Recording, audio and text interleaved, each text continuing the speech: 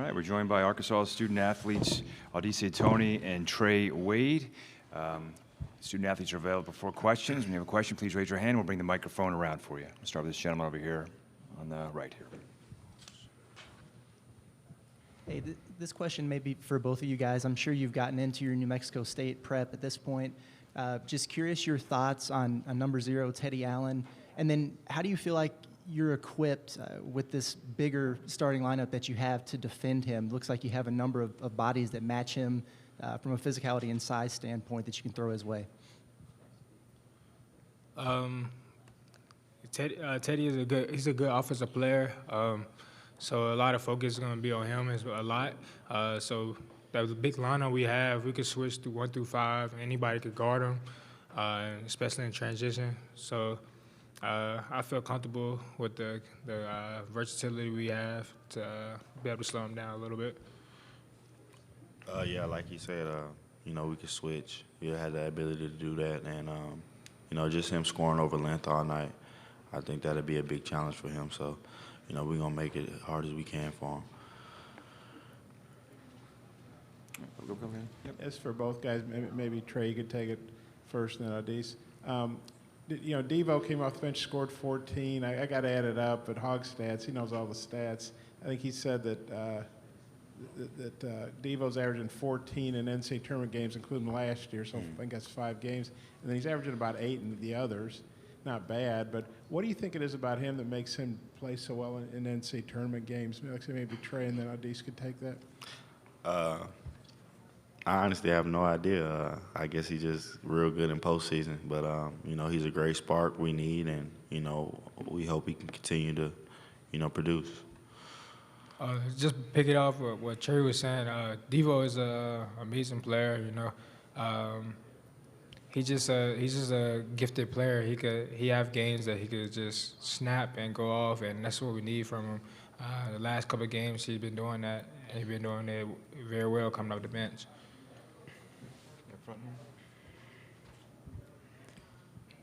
For both guys, JD's had more than a handful of games this year where he's picked up a couple fouls in the first half, and then he's come back and had a pretty big second half offensively. Just what do you guys make of those runs, and just kind of how he can get on one of those sprees kind of after refocusing at the break? That's JD. He's a scorer.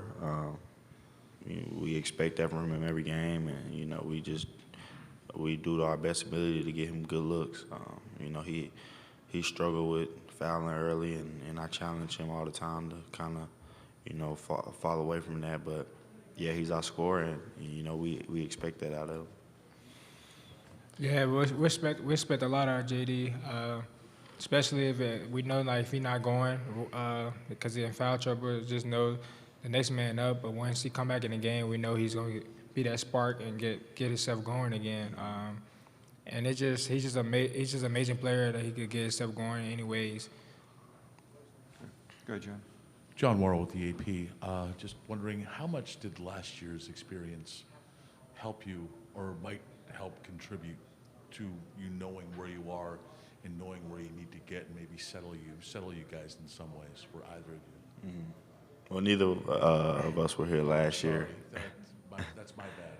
It's all good. It's all good. Neither of us were here last year, but we rely on those guys who have that experience to kind of carry us and, help us with anything we need. But, that experience from them making that run last year definitely helped this team a lot.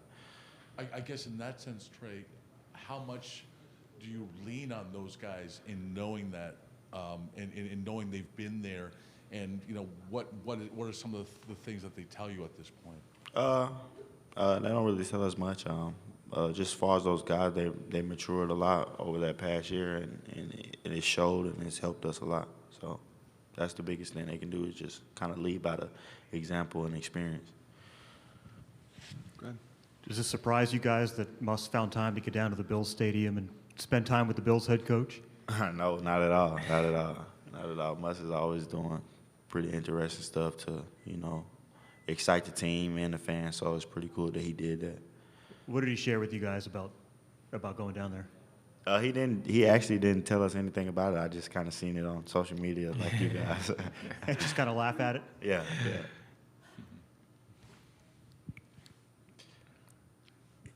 Audis, just how has your first NCAA tournament experience been so far? Is it kind of what you expected? Anything surprised you?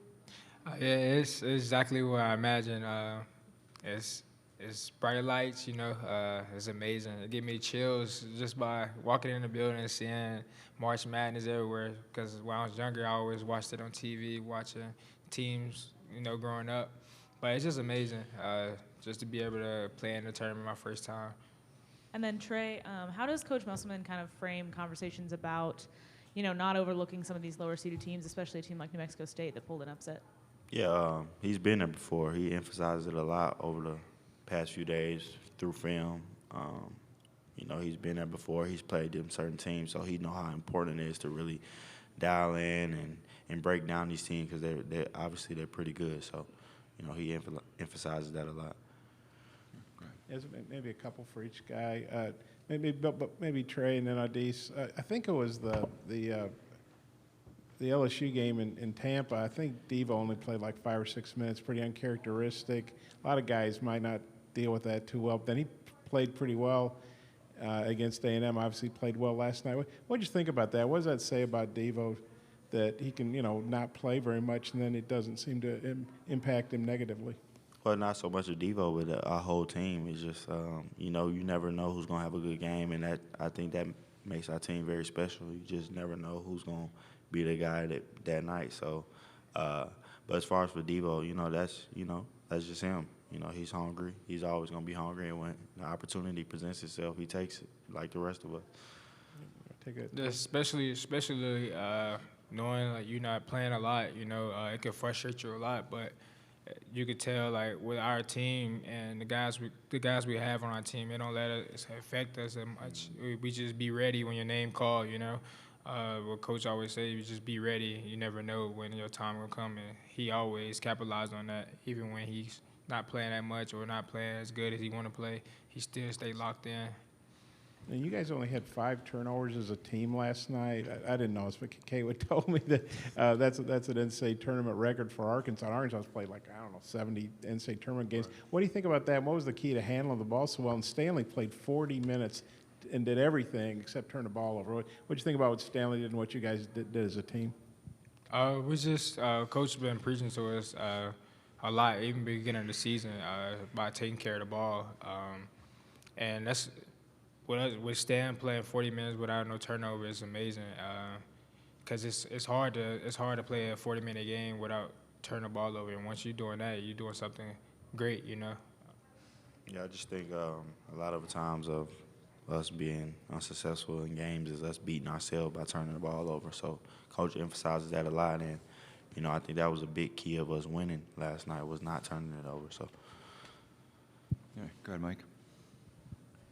Mike Harrington, Buffalo News. Trey, I do have a basketball question, but first I wanted to ask you, did you see Coach Muss's wife's Instagram of him jumping on the table at a Bills game? Did you see that one or no? No, I didn't see that one. Okay. The basketball question is this. You guys come into the tournament yesterday. We saw all the upsets. How difficult is the first game for the top teams, and do you feel a little more comfortable just in the surrounding and the tournament now? Is this one going to be a little bit more of a regular game, even though New Mexico State's a 12 seed, kind of like Vermont was? Yeah, well, I hope so. I hope we got our first game jitters out, playing in front of the crowd, playing in this atmosphere, and hope we can come out a little more relaxed and play a little better than we started off. But yeah, I hope those jitters are gone. So that's what we're gonna look forward to. It's for Audis, I guess since you missed the Tennessee game with that, I guess it was more of a foot injury than an ankle injury. You played 38, 39, and 40 minutes. It's just because you walk us through kind of the recovery process there and how it's felt the last few games. Since the Tennessee game I missed, I had been doing treatment like 48 hours a day, just trying to recover off of that. Doing whatever I could just to keep it pain tolerance down, so I could be able to play. And Matt, our trainer, he did very well at doing that. So with treatment every day, I'm still doing treatment now, it's just to keep the pain tolerance down and be able to move and things like that. How I usually do. Okay, go ahead. That's for both guys. I guess I can't remember exactly when it was. It was in the second half. There was Vermont took a shot, and Finn Sullivan jumped way up. He was number 15, and Devo kind of got under him, accidentally and knocked him over, and the guy got up like he was wanting to fight, and Devo got right in his face, and thankfully, cooler heads prevailed and all that. But I wonder what you guys remember about that, and I guess what does that say about Devo? He doesn't seem like he's going to take, much of anything off somebody else. Like he's ready to defend himself if need be. Mm-hmm. Yeah, obviously it was an accident. He jumped up and kind of landed funny on top of Devo, but Devo ain't gonna back down for nobody. I actually expected that reaction out of him, so it was just the heat of the moment. But at the end of the day, we were trying to win a ball game, so that was the biggest thing. It was just a heated moment. The guy from Vermont thought he did it on purpose, but it wasn't intentionally. And Devo wasn't going for anything the man was trying to say to him, so he was just trying to take it for himself, and we just had to get the situation under control. Any other questions for our student athletes? All right, thanks for your time, gentlemen. Appreciate that.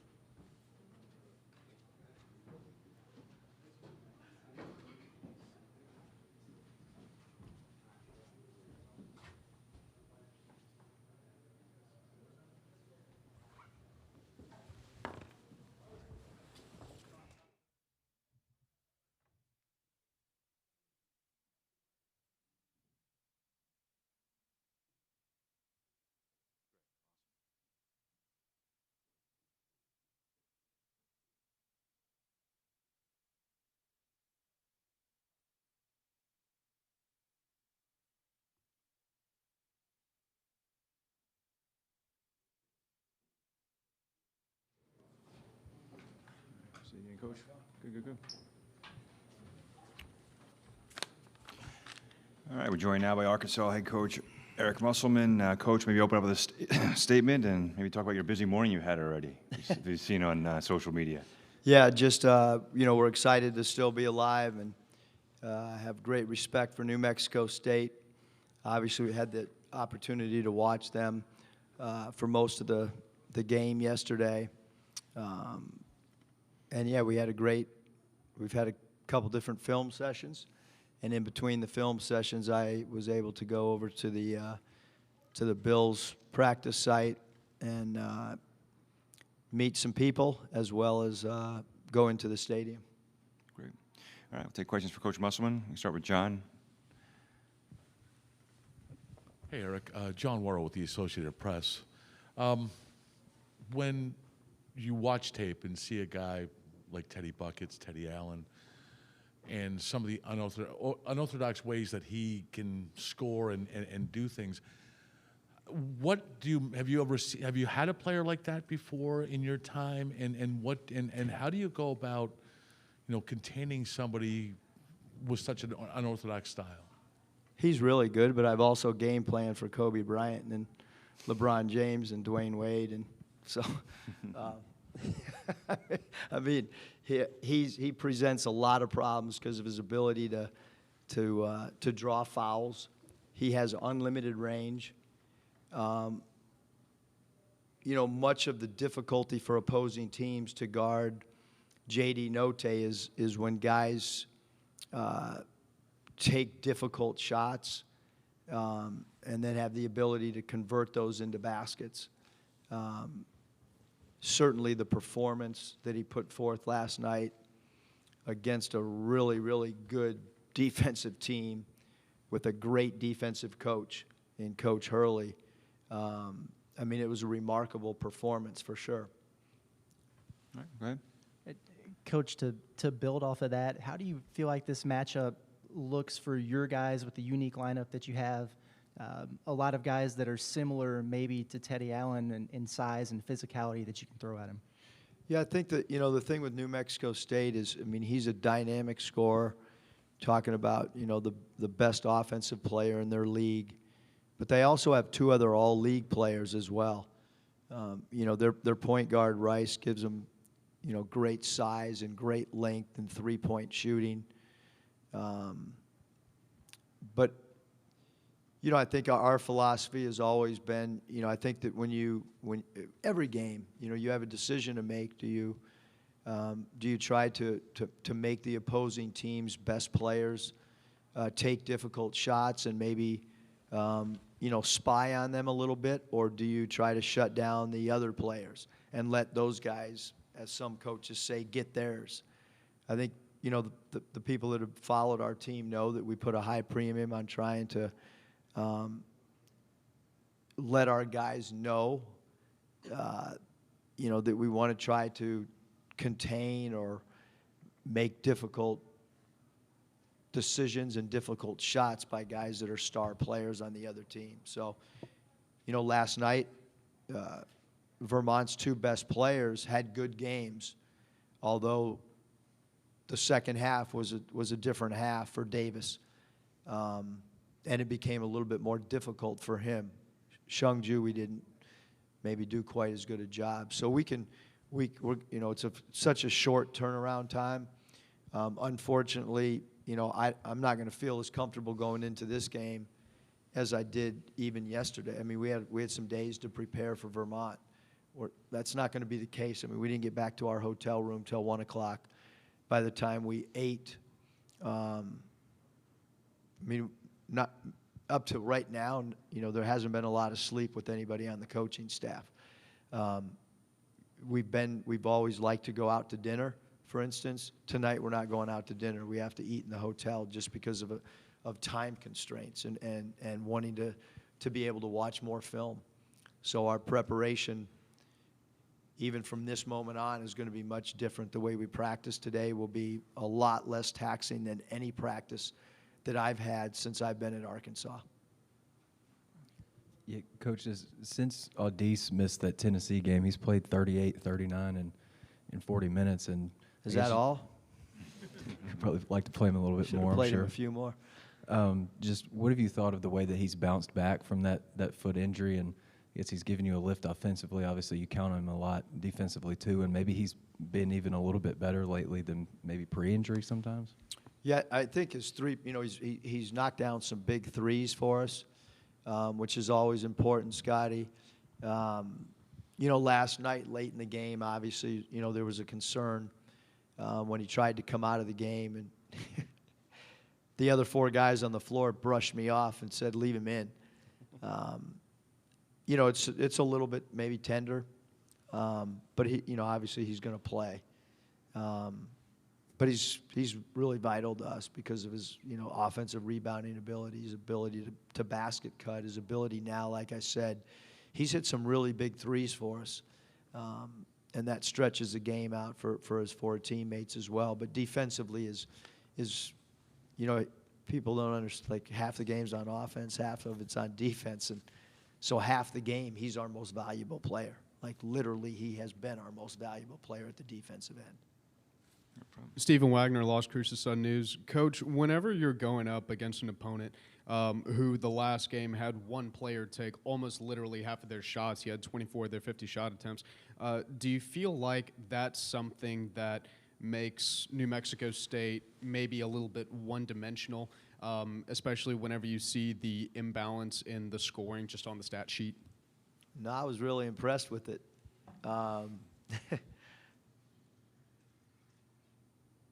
I thought it was really cool, to be honest with you, that New Mexico State found a hot hand, and the other four guys on the team were so selfless that they kept feeding him.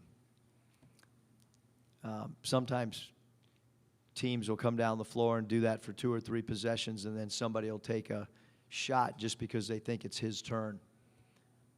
I thought what Coach Jans did and the guys on the floor was really cool. It was reminiscent of teammates understanding that a guy was cooking and to let him roll. So I don't look at it like it was one-dimensional. I look at it like it was freaking genius, to be quite honest. If we have somebody roll like that, we're going to stand around and watch him too go off. Hey, Eric, hope your shoulder's feeling better today. I wanted to ask a couple things about Devo. One, he played 20 minutes against Tennessee. I know he didn't play very well, and then he only played 5 against LSU in the tournament. I think that's the fewest minutes he's played in back-to-back games. You know, some guys who was playing as much as he did, they might, I don't know, sulk or pout or whatever. He didn't seem like he did that. He's played really well the last couple games. How do you think he handled that? Yeah, I mean, I think that, you know, every game takes on a new identity. Every game takes on new matchups. I mean, I came into the game last night when I looked around the locker room, like, who do I, you know, we're getting ready to go out and play in a building and on a national stage. Like, who do I know that's done this with me? And it's, you know, Jay Will and JD and Devo. And so going into the game, whether it's fair or not, probably not fair, those were the guys that I was going to be comfortable with during the course of the game. And obviously the minutes that Devo played were starter minutes. Probably more minutes than a lot of guys that start across the country in this tournament so far. So I had belief, Bob, that he would be a competitor, try to help the team win. Because the one thing our locker room understands is when you lose, you're done, and nobody gets notoriety. It's over. And our guys want to continue. Everybody likes the limelight, or everybody likes the spotlight, or everybody likes to play another game. And the only way to do that from this moment on is to play as a team and to play with great competitiveness. And he's exemplifies that.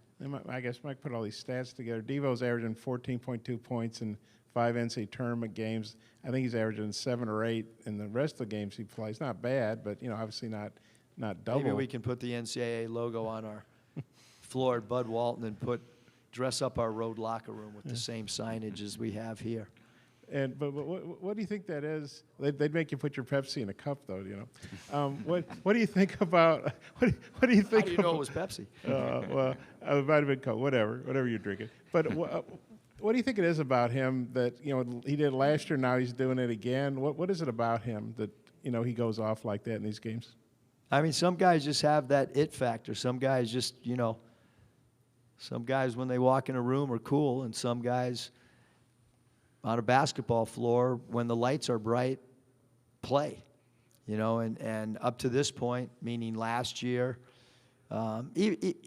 it wasn't just last year in the tournament. I thought he stepped up, like, you know, at Kentucky when he walking out of a huddle and saying, I'm going to get a steal, and, you know, gets a steal and a dunk. I mean, he because he's really confident. That's why he's able to do that. He has no self-doubt in his ability to play well. Go ahead, Mike. Mike Harrington, Buffalo News. Eric, before my real question, did you see your wife's Instagram story today? I don't really know how to use Instagram. I shouldn't say that, but whenever I go to Instagram, I need one of my 2 sons around me. What did my wife do now? Your head was superimposed on a tailgater jumping on a table outside a Bills game. Okay, we sure it wasn't really me? So the real question is, the Sabres I cover, they have forged a relationship with the Bills coaches and with Brandon, and coaches in general like to pick each other's brains. What did you want to get by going over there today, and what was your impression of just meeting with them and talking to them? So it was kind of set up a few days ago that I was, you know, going to go over there and see the stadium and see the practice site. My wife is actually friends with Lorenzo Alexander's wife, Manjanit. And so she was trying to help me meet Sean, and then someone on staff, Hayes Myers, is actually related to Kyle Williams. So Hayes was working his angle with Kyle Williams, and Danielle was trying to work her stuff through Lorenzo. And so we were able to go in and see the stadium, see the practice site, and then Coach was nice enough to come, as was Brandon, and we talked philosophy for quite some time. I thought maybe we talked for 3 or 4 minutes, but we really got into some leadership stuff, which was really, really cool. Completely blown away with how nice and the time that both those guys gave, not only myself, but my son, and we had a few other staff members. So we exchanged phone numbers. We've exchanged text messages since I left. And I look forward, and I truly believe that sometime down the road, we will end up either doing a Zoom together with maybe some other coaches, or maybe just the two of us talking philosophy, because we talked about dealing with media after a win or after a loss. We talked about a whole bunch of things, which I know I learned. He didn't probably learn anything from me, but I learned some stuff from him for sure. You were here? Hey, Eric, feel free to tell me if I'm maybe off base here, but do you get maybe some Mason Jones vibes watching Teddy Allen, just in terms of, like, maybe not the most vertically gifted athletes, but crafty and just wired to score? Yeah, I think that's that's a great comparison, Scotty. It really is. I don't know where you want me to go with it, but I give you an A+ on that observation. Yeah, I was just giving him the ball every time and trying to tell everybody to get out of his way. So, I guess, both guys will break plays, and create for themselves. And we showed a whole highlight clip today of his passes too. Like he knows how to thread the needle on a bounce pass. In pick and roll coverage, if you jump out there too early or too quickly, So yeah, I think there are a lot of his transition ability to score. Like, where are you going to pick him up? You're going to pick him up at half court. You're going to pick him up at the 3-point line. You're going to pick him up 2 feet outside the three. Those are all decisions that you've got to make, much as the decisions that opponents had to make with Mason. Over here first, and then we'll back to you. Colin Deaver with KTSM TV in El Paso. We cover New Mexico State because it's about 30 minutes up the road. We also cover UTEP, and a guy who was on your staff last year, Earl Boykins, is obviously at UTEP now. They played New Mexico State twice. Did you hit up Earl at all in the last 24 hours for some film or advice on how to guard? Earl was on speakerphone last night. Was he really? Oh yeah, sure. He might not want me to say that, but yeah, he was on speakerphone. Now the whole world knows. Huh? Now the whole world knows. Yeah, I hope his jumper's still good like it was. Hope he's not losing his touch. I was just kidding about the NCAA Cup, and you guys are cool with that. And I think you were drinking Diet Coke. I think that's the official Coke or the soda or whatever. But you guys only had 5 turnovers last night. I didn't know. Mike told me that's an NCAA tournament record for Arkansas. It's played, like 7. Mike was actually doing his job. Yeah, I was sitting next to him. He was telling me stuff. But that's an NCAA record. Obviously, Arkansas's had a lot of good teams, and before the shot clock and 3-pointer and all that. But what do you think about only having 5 turnovers? And Stanley plays 40 minutes, and he basically fills up every category except turnovers. He had 0. It's hard to turn it over when you shoot it. Yeah. When you got it. I guess. What would you think about his game, ball handling wise, and what did you think about how your team handled the ball? Stan was awesome. He keeps getting better and better and better and better with each game. And the one area that we wanted him to improve on was taking care of the ball, was ball handling. That's been a big part of his player development since he's arrived on campus. And he's doing ball handling drills throughout the course of the summer. He's basically gone from a power forward / small ball 5 to playing the 2-3 for us. He's improved so much defensively and improved on valuing the basketball as well. He's become a complete player. When he came to Arkansas, he was a dominant offensive player, and I think that's how maybe internally he valued his importance to the team, was scoring. Now he understands blocking shots, not turning the ball over, extra rotations, stunting if the ball is dribbled. All those things have become part of his game.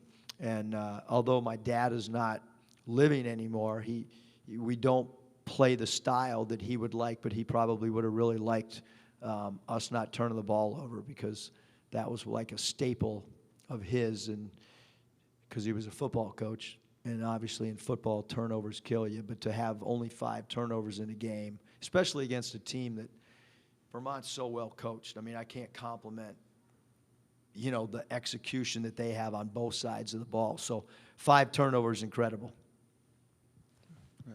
Chris James was just in here telling kind of a funny story that his first interaction with you was, I think, many years ago at a Final Four, and you guys were basically working out next to each other on a treadmill, and he basically said, you were lapping him tenfold. Do you remember that at all? I mean, I lap a lot of people. No, I'm just kidding. I do remember it. I mean, I can, the cool thing about, Final Fours and coaching conventions, or if it's the Nike retreat, is you develop some relationships and some funny stories and outside of the competition. But Coach, I have incredible respect for him. Like, his teams are always tough. They're always hard-nosed.